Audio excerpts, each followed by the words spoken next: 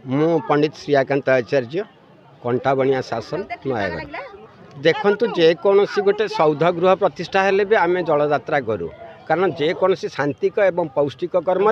जलयात्रा अनिवार्य बिना जलयात्रा कम गुड़ाक संपन्न हुए और जलर अधिकारी होती वरुण तेणु आम जेकोसी गोटे पूजा कले प्रथम वरुणकर ही पूजा करूँ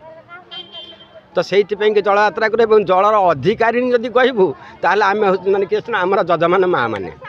आमे नुह कलश नहीं से मैंने जाती एवं यहाँ को कहती कलश यात्रा वरुण को आम आवाहन करके नौ तापर आम गले बाटर जो दोमुही थाए गाँव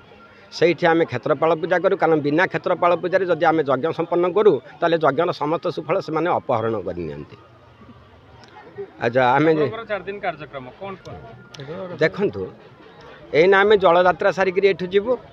बाटर क्षेत्रपाल पूजा करूँ तापर ग्राम परिक्रमा कर सारापर आम साला प्रवेश करूँ साला प्रवेश कर सारापर सालार आमर ब्राह्मण मैंने वेदमंत्र उच्चारण करेंगे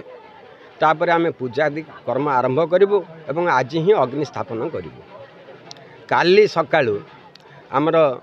यज्ञ कर्म आरंभ हवा पूर्व आम सूर्य पूजा करूँ कारण बिना सूर्य पूजा यज्ञ केतबेले संपन्न हुए से कही जावन्न दीयते चार घ्य भास्कराय महात्मने तावन्न पूज्यते विष्णु शंकर बा सुरेश्वर। मो ना हूँ सुदर्शन परिड़ा ग्राम हूँ रघुनाथपुर आमर ग्राम पंचायत है माछर आमर बहुत दिन जो आमर इच्छा थिला बहुत दिन जो कामना थिला आज से कामना पूर्ण होती शिव मंदिर प्रतिष्ठा आज उत्सवर आज प्रथम दिन आज कलश यात्रा हम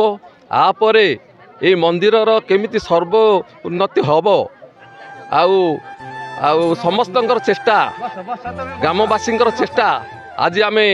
सफल होती।